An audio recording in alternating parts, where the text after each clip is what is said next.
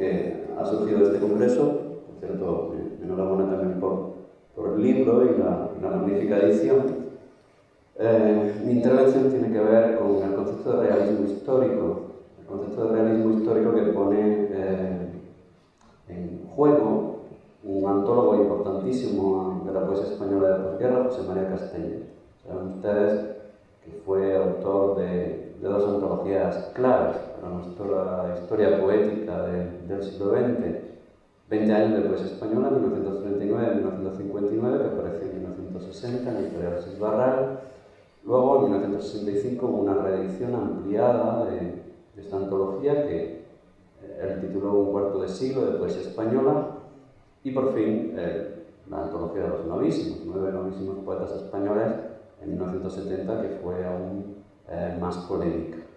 Pero me interesa hablar de la relación de Vicente Aleixandre con ese concepto de realismo histórico que pone en juego Castellet en su antología del año 60. Porque fíjense ustedes, Aleixandre no estuvo nada de acuerdo con ese concepto y con el tratamiento que el antólogo catalán le deparaba en el libro.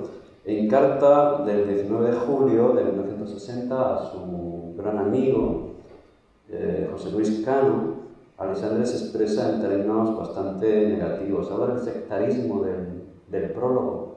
Saben ustedes que también a Castellet se le acusó de no hacer literatura, de no tratar de explicar literatura, sino de tratar de hacer historia, o incluso tratar de hacer el marxismo, utilizando la poesía, convirtiendo la poesía en un instrumento para otras cosas, fuera de su finalidad, ¿no?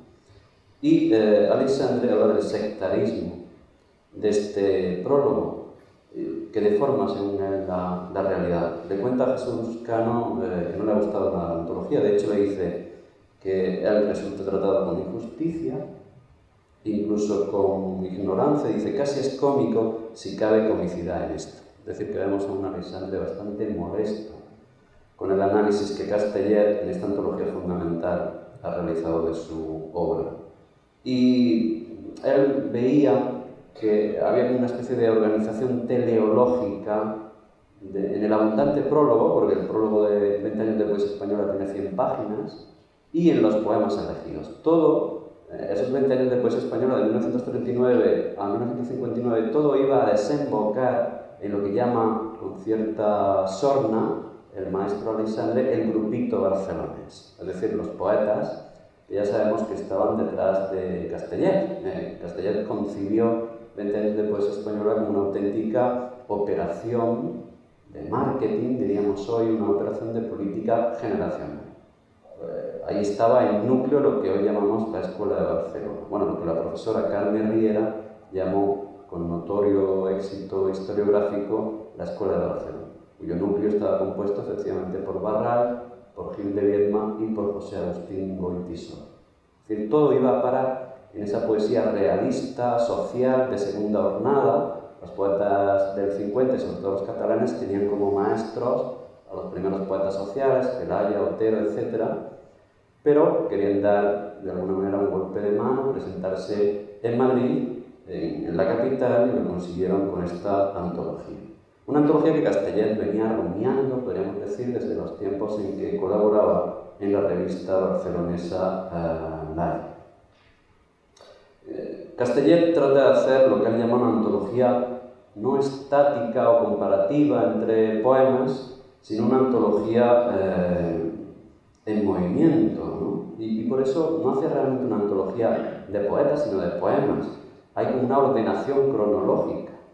Uno abre la antología y no se encuentra con los poemas de Aleixandre, por ejemplo, porque él, evidentemente, tiene que darle un lugar a los poetas del 27 de esa antología, sino que empieza a contar a partir del año 39 hasta el año 1959. Y Castellet, lo que advierte en esos 20 años, que lo saben también ustedes, es el giro de lo que él llama el simbolismo, no solamente en la poesía española, sino en toda la poesía europea, el giro de la poesía simbolista a la poesía realista, ese realismo social, histórico, crítico que estarían escribiendo los jóvenes que luego la crítica iba a catalogar como del 50. Pero Castellet quiere historia. tiene vocación de historiador, se va hacia atrás, habla del 98, habla de Juan Ramón Jiménez, que lo considera el máximo exponente del simbolismo en España, hasta el punto de excluirlo. Y como también ustedes sabrán, esta exclusión de Juan Ramón Jiménez, porque su poesía estaba fuera de la corriente de los tiempos, era un poeta simbolista y ahora lo que se llevaba era la poética realista, fue discutidísimo y también deslegitimó en buena parte a Castellet. Entonces es muy interesante el recorrido historiográfico, que yo les voy a resumir, lo podrán ver con mucho más detalle en la publicación, el recorrido historiográfico que en el prólogo hace Castellet y el lugar que le otorga a Aleixandre, en concreto cuando aborda la primera década de las dos que ocupan su antología. No tiene más remedio que detenerse en dos libros claves, ¿no?, que se publican en 1944, como son Hijos de la Ira, de Vicente Aleixandre, Hijos de la Ira, de Amos Alonso, y Sombra del Paraíso, de Vicente Aleixandre. El libro de Amos Alonso le parece fundamental para romper con eso que se llamaba el garcilasismo, con esa poesía evasiva. Amos Alonso trae, como ustedes saben perfectamente, la rehumanización, eso que él mismo llama poesía desarraigada, y el libro de Aleixandre, Sombra del Paraíso, también le parece un libro que va a seguir la juventud, pero que abre menos, la juventud literaria, pero que abre menos caminos que el de Amos Alonso. Él habla de que, sobre todo Aleixandre, se va a convertir en un maestro con una presencia corporal, dice, para todos los poetas jóvenes, ya desde la publicación de Sombra del Paraíso. Porque ya Brintonia se va a convertir como en el auténtico templo de la poesía española, el sitio por el que tenían que pasar todos los poetas de provincia para ser reconocidos. A Aleixandre no le gustó nada esta lectura, en primer término, esta primera mención de Sombra del Paraíso en el prólogo de Castellet. Porque en la última carta que he mencionado a José Luis Cano habla de que se ha minimizado, dice él, lo que yo represento en estos 20 años, reduciendo casi a la nada un libro como Sombra del Paraíso por no estar en la línea, y entre comillas él lo de la línea, obviamente la línea realista. A Castellet se le dijo de todo, que era un dogmático, que estaba en contra de la poesía, que hacía historia, como acabo de señalar, ¿no?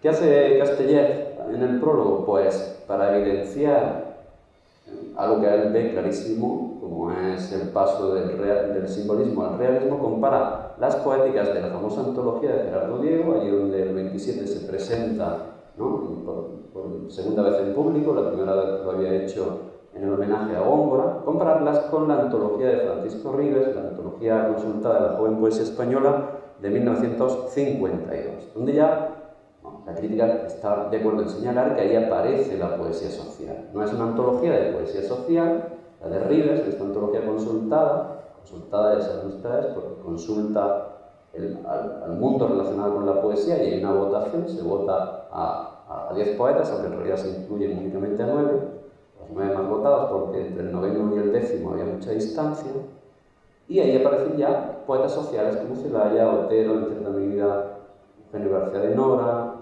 Hierro. Compara Castellet las poéticas de la antología de Diego con las poéticas que Ribes pide a los incluidos en su antología y se da cuenta de que se está produciendo evidentemente ese cambio del simbolismo al realismo. Bien, llega el momento de centrarse en la segunda década que él abarca, los 50, y claro, no tiene más remedio que fijarse en un libro como Historia del Corazón. A él se hace eco ahí de lo que confiesa el propio Aleixandre en el prólogo a Mis poemas mejores, lo que podemos llamar una autoantología que Aleixandre editó por primera vez en 1956. ¿Qué dice? Pues siguiendo, entre otras cosas, los planteamientos del propio Busoño, que en Historia del Corazón ya empieza el segundo Aleixandre, es decir, el Aleixandre realista o histórico, que ya no pone en primer término la naturaleza, con la naturaleza, ¿no?, que había quedado clara en un título como la destrucción o el amor, sino que pone en primer término al hombre y su vivir histórico. Aleixandre considera, por lo tanto, que con Historia del Corazón comienza la segunda parte de su labor, y ahí ve Castellet ya un poeta realista, lo que no terminaba de ver todavía en Sombra del Paraíso, pero en Historia del Corazón, ya su libro de 1954, sí que lo encuentra clarísimamente. Bien, ¿cuáles son los poemas de Aleixandre que pasan a la antología, en ese orden cronológico de poemas? A la antología de Castellet, pues fíjense, de Sombra del Paraíso, es decir, para el año 1944, son elegidos dos poemas, Hijos de los Campos y Destino de la Calle. Para 1953, que hay que esperar, hay que saltar a 1953, aparece En la muerte de Pedro Salinas, un poema de homenaje al compañero de su generación, perteneciente a un libro bastante heterogéneo en el fondo, como es Nacimiento Último. Y ya para 1954, y no hay más presencia de Aleixandre en la antología, se escogen En la plaza y El visitante de Historia del Corazón. Ninguno de estos poemas que les acabo de mencionar puede ser considerado como realista, y mucho menos como realista histórico, quizá quitando el caso de En la plaza, que en el fondo es una celebración del júbilo popular, un recuerdo del júbilo popular, ¿no?, con motivo de la proclamación de la Segunda República. Eso lo confesó Aleixandre en más de una ocasión, pero no creo que Castellet conociera el dato. ¿Qué quiero plantear, por lo tanto? Lo que quiero plantear es que Castellet tiene un concepto de realismo bastante amplio, y los poemas de Aleixandre obedecen a un realismo laxo. Desde luego no forman parte de ese realismo histórico que más dogmáticamente él describe en el prólogo cuando está describiendo la obra de los jóvenes poetas, los Barral, Gil de Viedma, Ángel González, etc. Y Aleixandre, de todas maneras, a pesar de que tiene esta representación en la poesía, en la antología, pues considera que Castellet hace una historia torcida de la poesía española. Ahora bien, podemos decir que Castellet no se anduvo demasiado listo, ¿no?, para conformar a Aleixandre. En realidad, la mala recepción que Aleixandre dispensa a la antología de Castellet no está del todo justificada, y podría haber silenciado a Aleixandre Castellet si hubiera tenido en cuenta, y ya con esto voy terminando, una serie de planteamientos teóricos de corte poético que Aleixandre elabora a partir de los años 50. Es decir, hay una torcida historia de Castellet. Castellet lleva el agua a su molino y quiere verlo todo con las gafas del realismo que él se pone. Aleixandre no es exactamente un poeta realista y mucho menos un poeta social, y fuerza su lectura. Pero realmente, si se hubiera apoyado en una serie de documentos donde Aleixandre define su poética en los años 50, descubriríamos que Aleixandre no tendría derecho a reclamar, ¿no?, porque de alguna manera se está posicionando o está describiendo ese realismo. ¿Dónde se ve eso? Pues se ve por ejemplo, los aforismos que él publicó a partir de 1950 con el título de Poesía Moral Público. Ahí vemos que Aleixandre está rompiendo con eso que el propio Castellet llama poesía simbolista. El poeta como alguien aparte, el poeta como un ser exquisito, el poeta que se dirige a las minorías, el poeta que busca la belleza, todo eso era simbolismo en contra del realismo, del poeta rehumanizado, el poeta que habla a las masas, el poeta que quiere transformar la realidad, como diría Celade. Les voy a leer una serie de aforismos de Aleixandre. Por ejemplo, dice en un momento determinado: cada día está más claro que toda poesía lleva consigo una moral. Otro, porque son aforismos, son reflexiones breves. El poeta llama a comunicación y su punto de efusión establece una comunidad humana. Ya sabemos que es nuestro partidario de la comunicación. Precisamente Gil de Viedma y Barral iban a hablar de que la poesía era conocimiento. En realidad, no se estaban oponiendo a Aleixandre, los poetas de Barcelona. Estaban contestando básicamente a Busoni y a los círculos literarios de Madrid, al primer gran estudioso de Aleixandre, que es Carlos Bousoño, que defendía en la teoría de la expresión poética esta máxima de que la poesía es comunicación. Los de Barcelona querían decir que era conocimiento, pero de nuevo era una polémica interesante. Pero claro, estas reflexiones sorprenden uno se va al prólogo y sorprende que no se aproveche de ellas Castellet para decir, en el fondo, Aleixandre es un poeta realista, no social, porque ya digo que en su antología hay muy pocos poemas realmente que responden a ese realismo histórico o social. Y mucho menos los poetas del 27. Hace una lectura tergiversada, por ejemplo, también de Guillén. A Guillén le molestó muchísimo como era leído también por Castellet, porque Castellet marca un corte entre el Guillén de Cántico y el Guillén ya supuestamente realista, historizado, rehumanizado de Clamor, ¿no?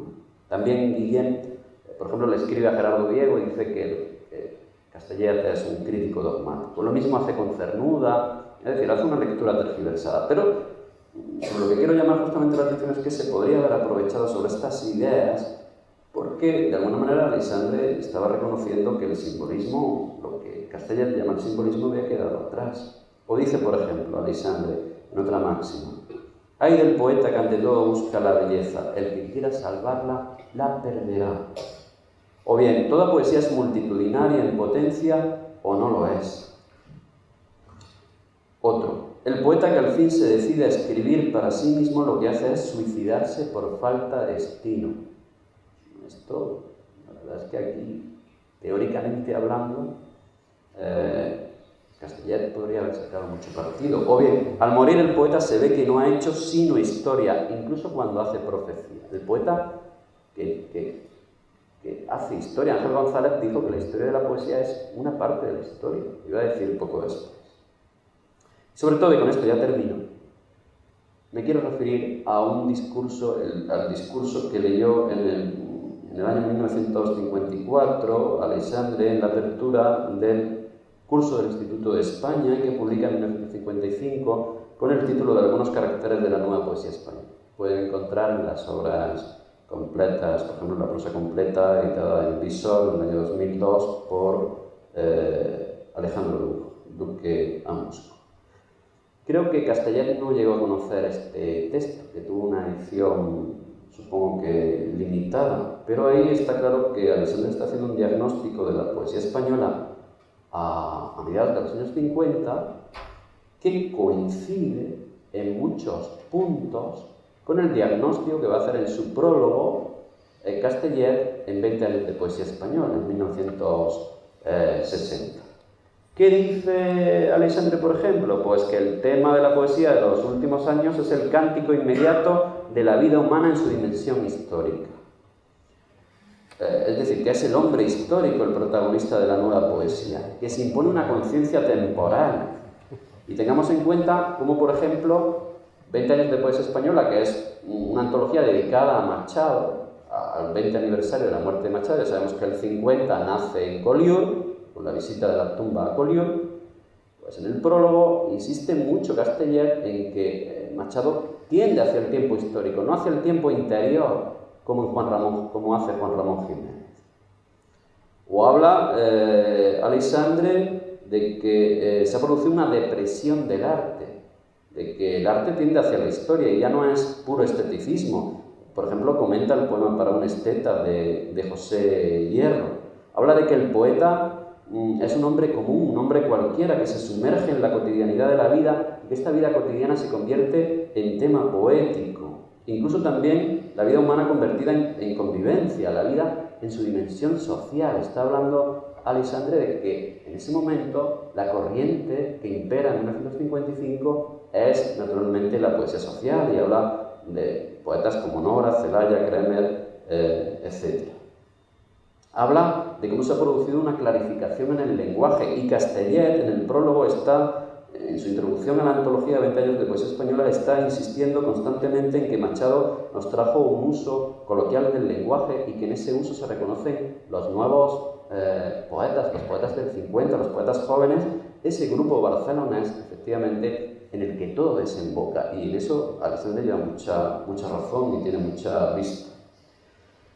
Y de acuerdo con esa clarificación del significado del poema y del lenguaje, la nueva poesía, dice Aleixandre, conoce un ensanchamiento, lejos del concepto eliminatorio de la poesía europea, en en toda la tradición moderna. ¿Por qué? Porque esa poesía europea se dirigía únicamente a las minorías. Bueno, en realidad aquí está describiendo ese simbolismo del que arranca Castellet, que se va a Mallarmé, a Baudelaire, etc., para hablar de simbolismo y contraponerlo al realismo, que es la estética por la que él está tomando partido, asistido por los nuevos poetas. Y dice, por fin, Alexandre, que hay signos evidentes en la poesía española de un arte realista.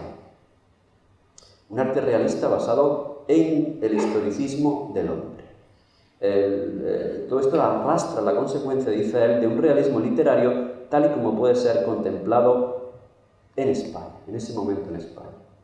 Pues bien, no me explico por qué Castellet no utilizó estos argumentos que le hubieran venido magníficamente bien para sus propósitos, quizá por desconocimiento. Gracias. Muy bien.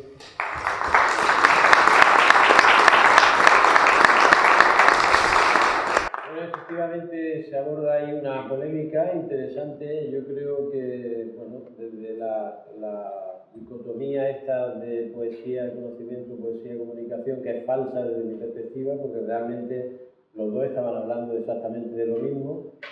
Y como decíamos esta mañana, ¿no?, con Alejandro Duque, en Historia del Corazón, precisamente lo que hay, yo diría, es una unificación a la perspectiva de Antonio Machado, que ya recogía cuando hablaba de que el concepto de sentimiento era un concepto mucho más amplio, que iba dirigido a la colectividad y que no pertenecía al sujeto, ¿no? Entonces se cambiaba un poco la perspectiva histórica de ese sujeto.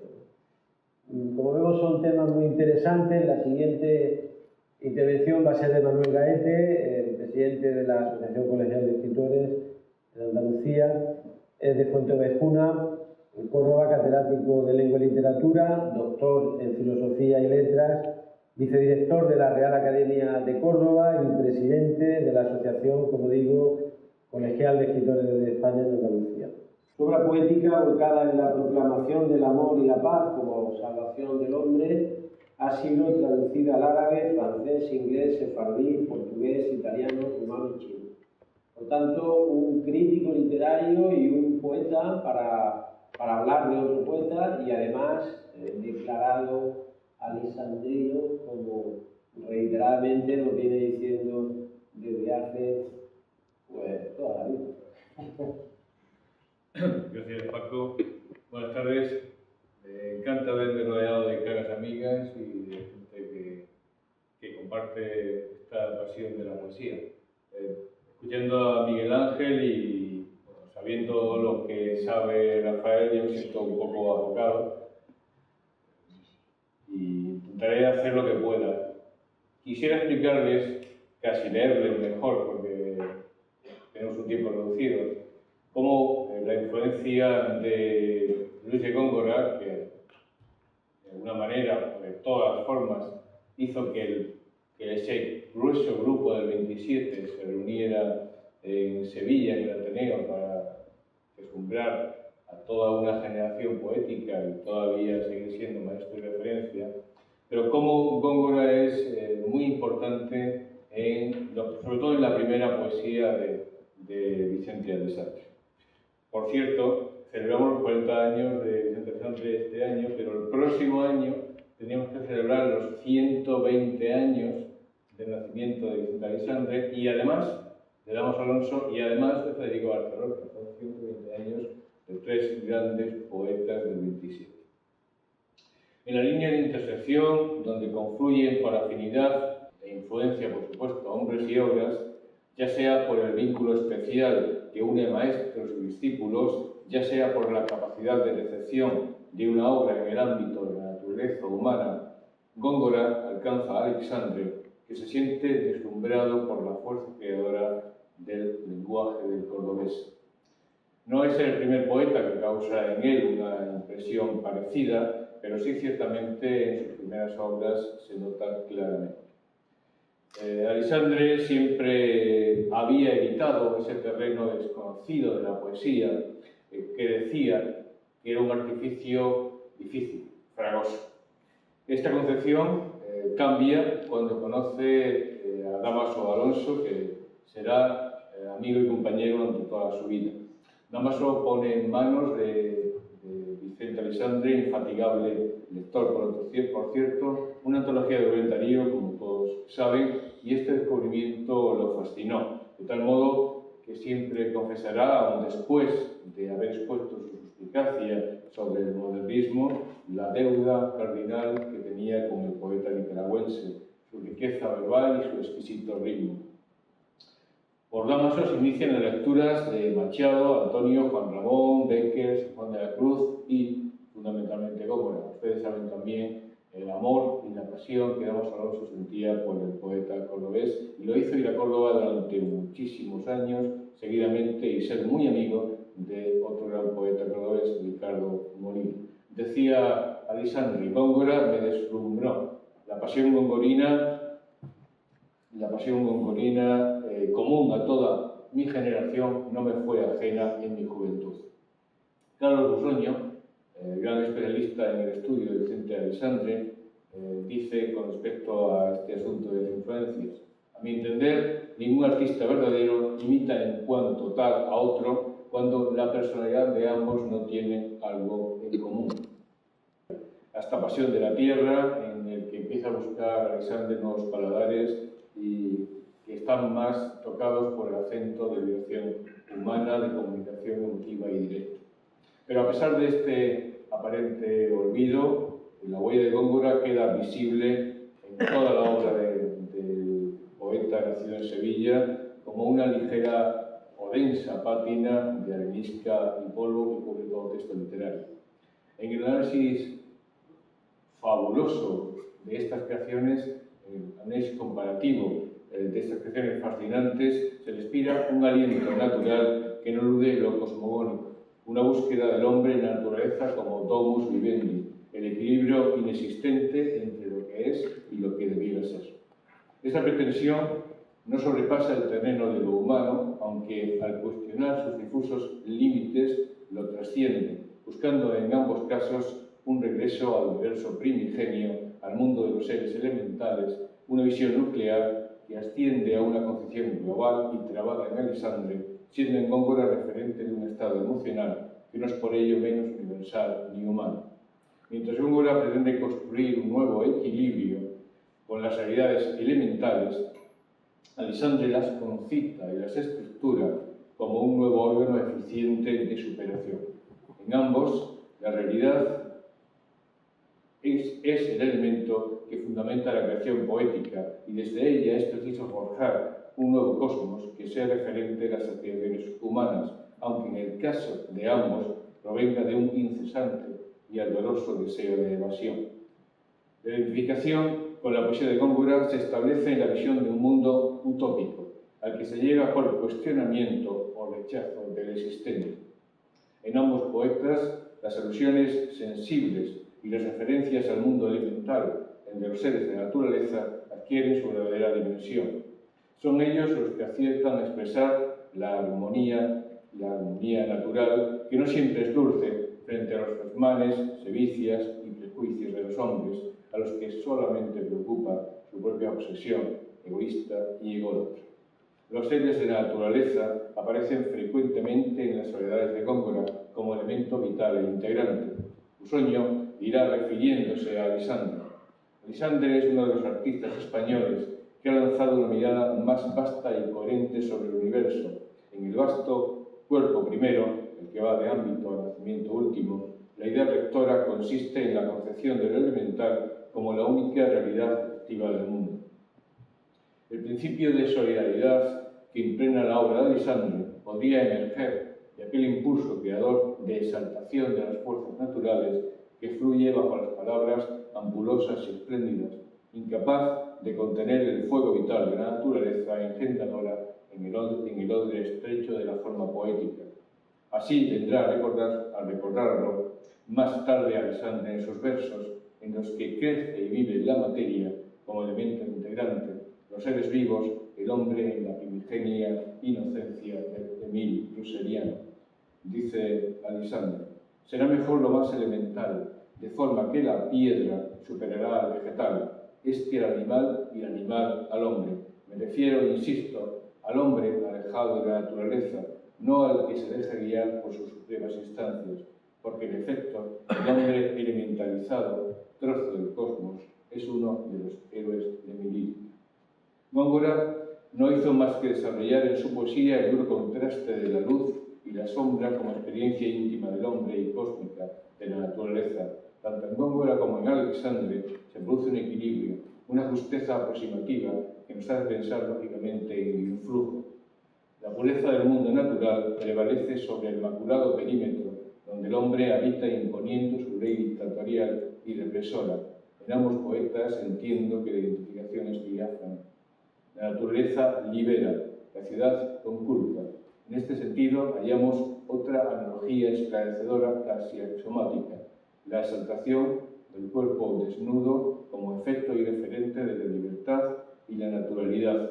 El joven peregrino, en las soledades, aparece desprovisto de toda indumentaria, y es precisamente la naturaleza, el océano, la arena, la luz del sol, las ondas, quienes lo visten, porque no necesita más ropaje. La poesía de Alexandre está profusamente salpicada de esta dichosa obsesión del desnudo. Ya nos lo comentaba esta mañana Alejandro Duque.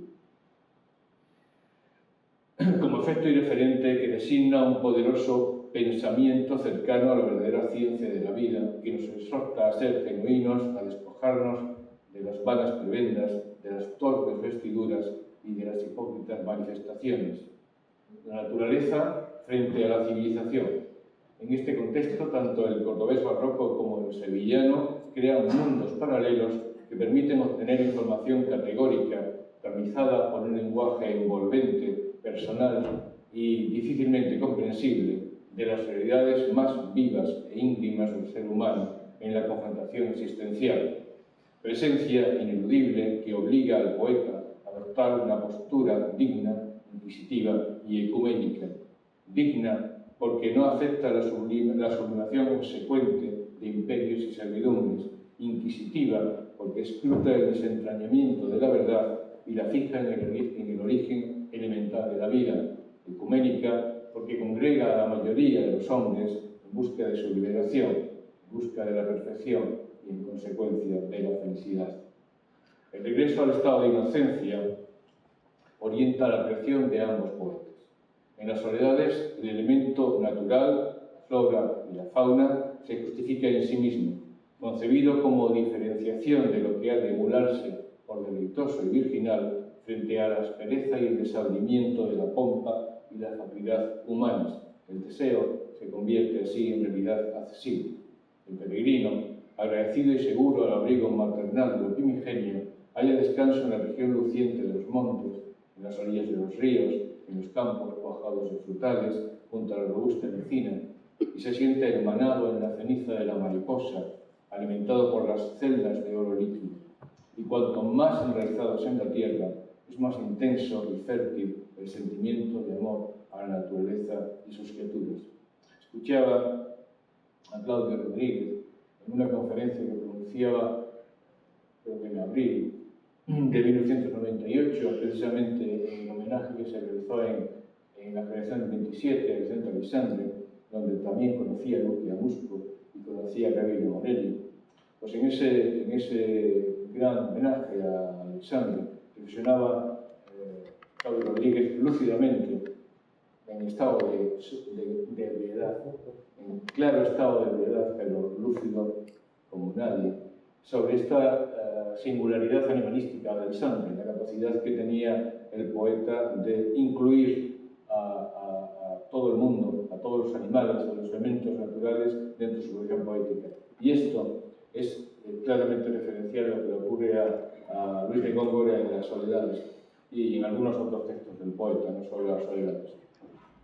Sin embargo, para Alexandre, la superabundancia zoofílica, si se me permite la expresión, tiene un sentido ascendente de culminación paritaria.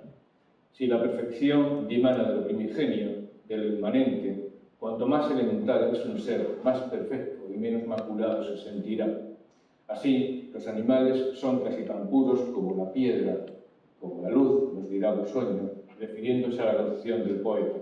Son seres de plenitud, verdaderos deseados de perfección, se cierra la cita. El proceso, que podría antojársenos tangencial, es singularmente disímil, aunque no opuesto.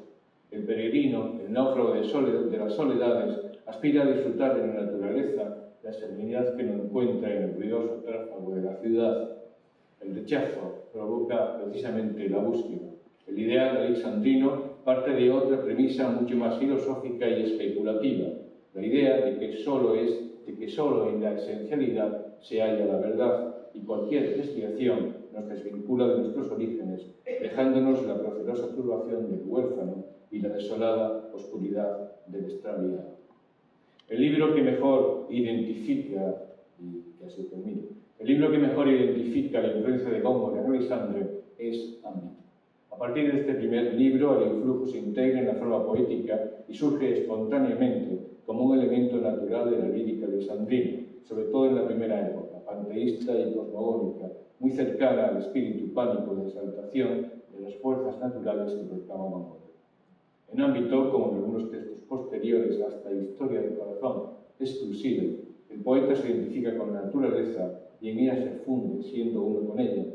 La aceptación intrínseca de este sentir primero y último, vital para Alexandre, no es en Góngora más que una quimera que no traspasa la mera endogamia.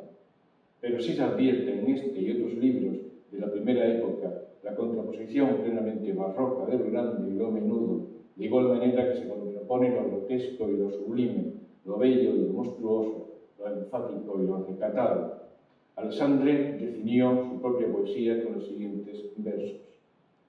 Se inicia cita: oye este libro que a tus manos envío con ademán de rosa, pero donde de repente una gota fresquísima de rocío brilla sobre una rosa. Recuerden el inicio de Sombra del Paraíso. Es este un caso más de integrismo hispánico, una variante original de la españolísima ley de la polaridad, tan perceptible en nuestro siglo de oro y siempre firme a lo largo de toda nuestra historia literaria, según Damaso Alonso ha demostrado. La instrucción del lenguaje, como orden concreto, es ahora inexorable bastión de semejanza entre uno y otro, porque en Vicente y Alexandre confluyen también y paralelamente estas dos tendencias contradictorias y complementarias.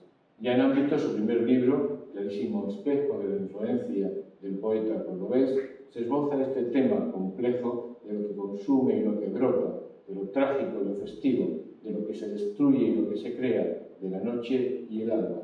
Dice Alexandre: la noche en mí, yo en la noche, mis ojos abriendo tenue, sobre mi lengua naciendo un sabor a alba creciente. Asunto que alcanzará su más álgido punto o desarrollo en la destrucción o el amor, aunque se advierte en toda la obra del poeta. En Sombra del Paraíso advertimos la controversia humana, el abatimiento ante la realidad vital, sofocante y agresiva que no permite en toda su intensidad gozar de la visión alegre del paraíso, deslumbrador y fascinante. Alisandre, y en esto de igual modo nos emite a Góngora, equilibra el desmán cósmico provocado por el hombre en la naturaleza, atendiendo a las sutiles razones que permiten contemplar con suma pulcritud la belleza privada de los seres diminutos, casi inmotos e invisibles, frente al colosal e irrefrenable movimiento de la máquina humana. Y en ambos, una sobrecogedora agoría, la luciente belleza de la vida y la embuste de su brevedad, de su apagamiento. ¿Cómo no verter esta concluyente verdad en la experiencia y en el pensamiento de donde brota la poesía? Lo irracional sería eludir este sentido humano, la conciencia de sí y de su destino. En suma, no es más que una aceptación de la humanidad gozosa y doliente y la comprensión solidaria de que solo en esta vinculación extravagante de la luz y la sombra es posible interpretar la existencia y conformar complejamente el verdadero sentido de la realidad. Gracias.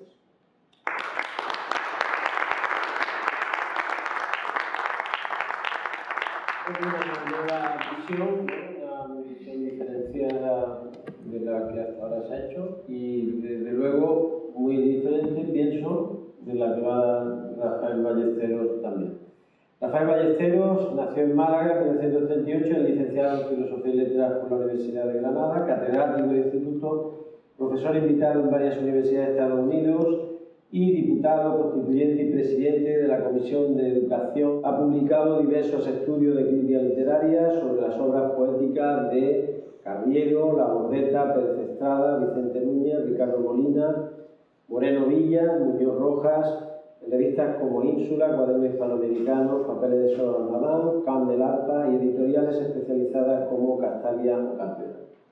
Ha publicado varios libros de poemas, entre ellos Las Contracifras, El Bardo del 69, Testamenta, en Visor en 1992 y Los Dominios de la Emoción, Pretexto en 2003, entre otras muchas. En diferentes editoriales y entre 1980 y 2002 ha editado 4 libros que componen su poema Jacinto. Su poesía ha sido traducida al francés, árabe, rumano, inglés, húngaro e italiano. Y su primera novela, La Imparcialidad del Viento, se publicó en la editorial de la Mar en el 2003, Centro Cultural de la Generación del 27, en el 2005 editó la novela Puerto Místico y Renacimiento publicó Amor de Mar. Premio Rincón de la Victoria, novela corta. La Ateneo de Málaga publicó en 2006 Cuentos Americanos y DVD, editores Los Últimos Días de Tomás de Quincy. Finalista del Premio Andalucía de la Crítica, en 2009 RD Editores publica La Muerte tiene la cara azul, que obtuvo en 2010 el Premio Andalucía de la Crítica. Pues nada, Rafael tiene la palabra. Puede sorprender que un profesor de literatura y al mismo tiempo uno que intenta escribir poesía desde hace muchos años, les diga a ustedes que con rigor absoluto, con cuidado especial, solo he podido dedicarme a la lectura de unos cuantos poetas. Todos los demás que he leído, que han sido todos los que he podido a lo largo de mi vida, lo he hecho de una manera desordenada, casi fortuita muchas veces. Y muchas veces impedido, obligado por necesidades vitales, por situaciones sentimentales, por necesidades de descubrimientos morales y de vida, pero que no han tenido un rigor de especialista en su virtud. Lo he hecho con muy pocos poetas, aquellos que especialmente me han interesado y me han llenado la vida. Por ejemplo, he podido leer con mucha atención y rigurosamente la poesía amorosa de John Donne. He leído a Pessoa con rigor y con cuidado, con especial atención. Carriero y los postistas, los sonetos de Góngora, por ejemplo, en una edición maravillosa de Vicente Caiste. Todo lo demás, y Vicente Aleixandre también, lo he leído esporádicamente. Es decir, he podido leer un libro de un vasto dominio, un poema de un vasto dominio, o unos cuantos poemas, y pasar a leer a los 3 meses, 4, o en otras circunstancias, los poemas en prosa de Pasión de la Tierra. He pasado de lecturas del año 50 y tanto a lecturas de los años 20. ¿Y qué es lo que me ha impresionado? ¿Qué es lo que me ha interesado? ¿Qué conclusiones he sacado yo de esas lecturas? La primera es que Vicente Aleixandre para mí es el gran maestro del verso libre. Verso libre tiene una historia relativamente corta en la poesía española, pero muy profunda a partir de finales del siglo XIX. Es para mí Vicente Aleixandre el poeta magnifica esos versos, los hace grandes y fértiles, ¿verdad? Porque tiene una extraordinaria, quizá como ningún otro poeta, una extraordinaria capacidad musical. Además de una extraordinaria capacidad imaginativa, pero sobre todo musical. Y todos sabemos, cuando nos interesa de verdad la poesía, el valor inestimable, fundamental que tiene la música para la poesía. El ritmo, el tono, la intensidad, la música. La música sabemos que es una parte que no solo estructura y armoniza el lenguaje, sino que le da un significado. No lo conjunta, no lo armoniza, no lo musica, sino que agranda su significación, matiza su significación. Conseguimos, si leemos con meticulosidad y cuidado los poemas de Vicente Aleixandre, nos damos cuenta cuál es el tipo de fusión que tiene él con la vida, con los actos, con la realidad, con la naturaleza. Es una manera de vincularse extraordinariamente fluida y cálida por medio de la música, por medio de una imaginación desbordante entre el cosmos y él. La fusión de su vida con la vida de los astros, los animales, las piedras, las plantas. Y todo eso tiene una armonía significativa.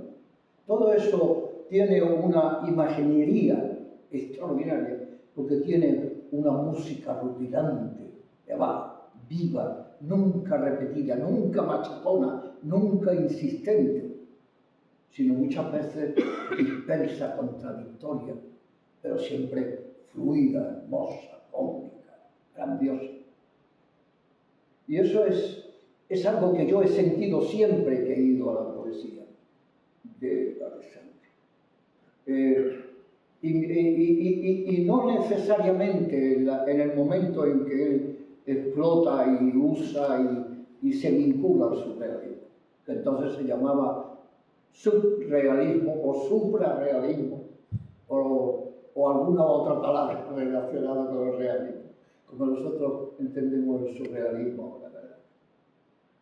Son los poemas de 1934-35, no ámbito, que es el 28 y que está en relación más con la poesía de Juan Ramón, con la poesía que se estructura alrededor de Sabina y Guillén, más que la poesía verdadera, fluyente de Vicente Aleixandre.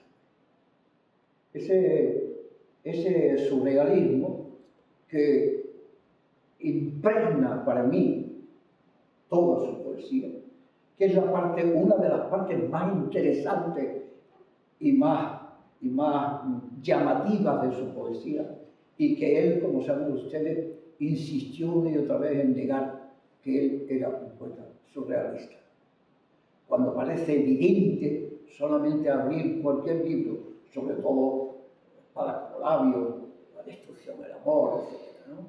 O Sombra del paraíso, en los años 30 y tantos, a partir del 28, 29, hasta el 40, ¿no? Hasta el 44, que es cuando publica Sombra del paraíso. El surrealismo que él niega es un surrealismo evidente. ¿Por qué lo niega? Primero lo matiza y dice que el surrealismo que significa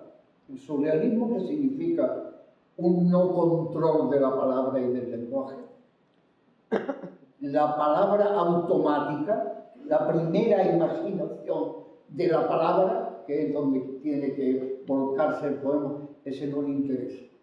Le interesa la capacidad que tiene esa actitud si se llena de sentido moral, ético, creativo, lingüístico, personal, entonces sí es positivo. Por tanto, si el surrealismo desde 1925, Breton, Eluard, Aragón, etc., significa actitudes de expresión automática de las palabras que la imaginación imagina y vive, eso no le interesa porque él quiere un control, entre comillas. Otros críticos que han estudiado esa matización de Alexander respecto al surrealismo dicen una cosa que tiene su interés, su intriga y que merece la pena reflexionarla.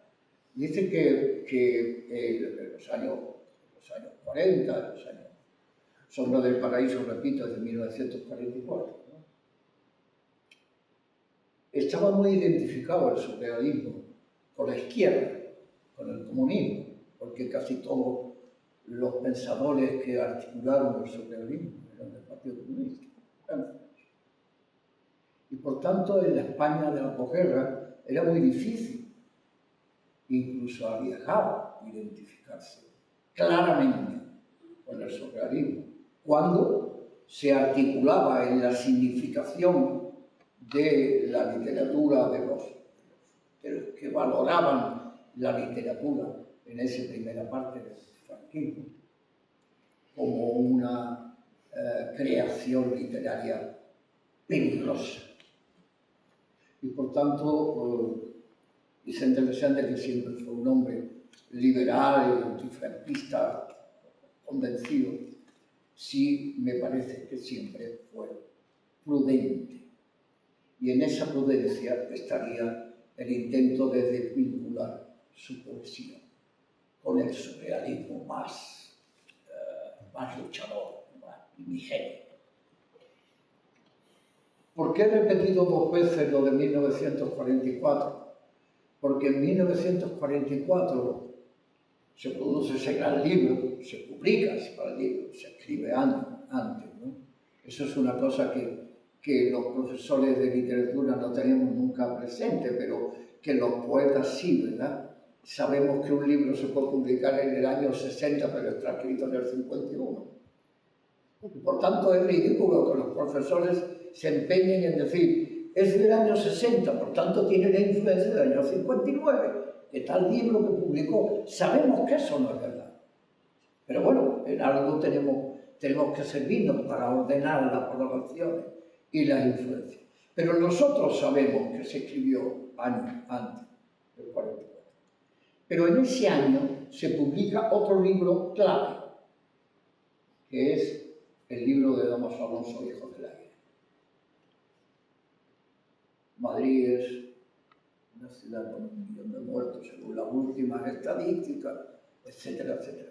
Que fue como un cañonazo, un bombazo, como una apelación a lo diferente, a lo brutal, a lo tremendo, tremendismo. Y en el 44, Vicente Aleixandre publica Sombra del Paraíso. ¿Y cuál es la diferencia de los dos? Pues que uno se quiere introducir, meter, sentirse asimilado por la situación tremenda del año 44. No tenemos que pensar solamente en que había terminado la guerra 5 años antes y esos fueron los años del hambre, ¿verdad? Yo casi me atrevería a decir de las hambres, ¿verdad? No solamente de la física, sino de la mental y de la espiritual, ¿verdad? Pero bueno, era el año del hambre y todavía no había terminado la guerra mundial. Y ese año se producen esas dos publicaciones clave. Uno, ahondando en la miseria y en la muerte y en lo tremendo. El otro, creando un mundo de belleza cósmica, irrepetible casi restallante, ¿verdad? Y sin embargo los dos viviendo la misma miseria y el mismo conflicto. Desde una trinchera común, el hombre liberal que quiere las libertades, sinceramente, y que no se identifica, creo yo, claramente, con una posición combativa de izquierda, que significaría lo de los años 50, etcétera, etcétera, Blas de Otero, todo eso. Crea un mundo bello, extraordinariamente hermoso, cálido por su belleza. Y el otro intenta ahondar en lo más miserable, lo más hondo, lo más terrible, lo más sucio.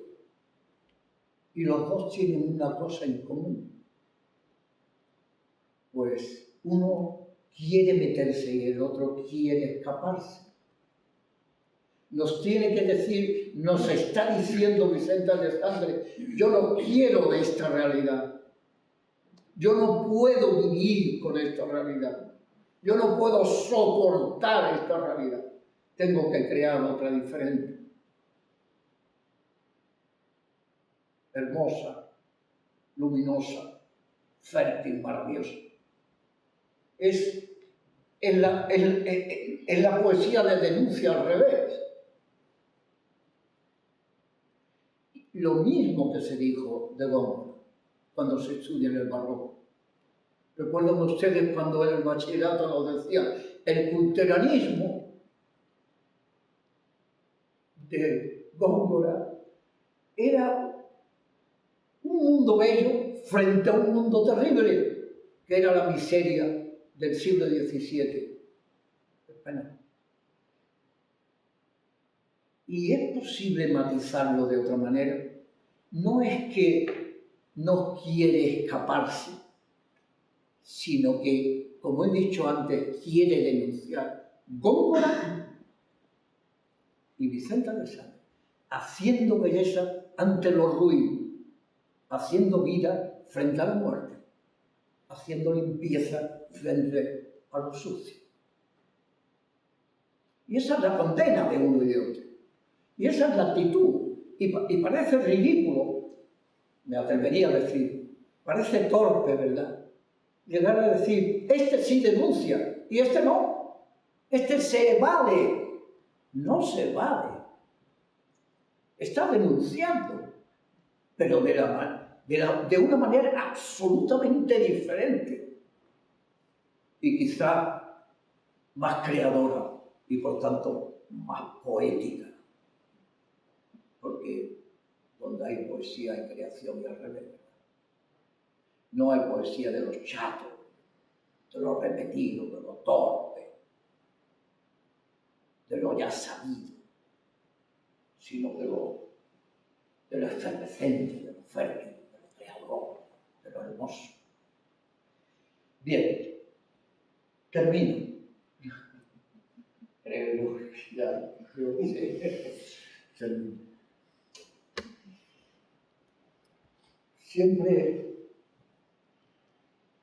Siempre me acerco, siempre que me he acercado a la poesía de Vicente Aleixandre, me he acordado de una idea con la que quiero terminar. Como les dije a ustedes, Juan Ramón Jiménez, por ejemplo, no era uno de los que yo había leído con ese rigor metódico, etcétera, de toda su poesía completa, leyendo su biografía al mismo tiempo y los escritos críticos sobre su obra, es decir, acercándose seriamente a un escritor, ¿no? Sino que de una manera esporádica. Y yo he leído fundamentalmente de Juan Ramón la primera antología, porque empecé a leerla con 17 años, 18, allá en los tiempos remotos casi del siglo XVIII, tenía yo 17 años. Y ahora, últimamente, leí Dios deseado y deseante, que es un libro en donde hay una conexión, desde mi punto de vista, de lector, no de profesor, si ustedes me lo permiten, el lector, el poeta que lee poesía, ¿no? Y que intenta aprender, como lo que creo que con cierta torpeza, con cierta limitación, o con cierto sentido oblicuo de lo que quiero decir, se produce en ambos poetas, que es lo que se ha denominado el panteísmo de Vicente Aleixandre, el panteísmo de la última poesía de Juan Ramón Jiménez. ¿Y panteísmo qué es?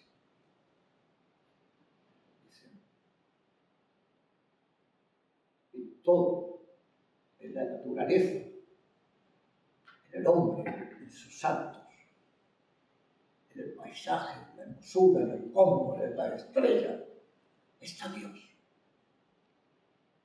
En todo acto humano está Dios.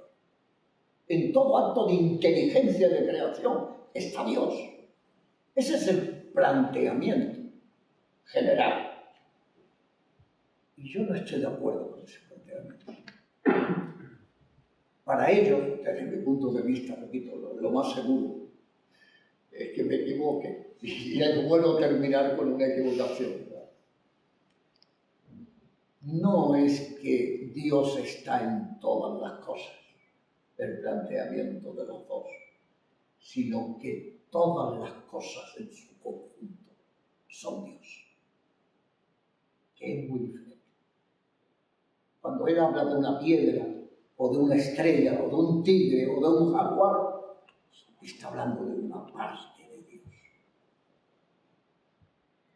Y la visión de Dios no existe, pero existe aquí. Cuando reúno mi visión del mundo, la conjunto, la hermoseo, la vivo con intensidad, es esa extraordinaria creación de ambos poetas.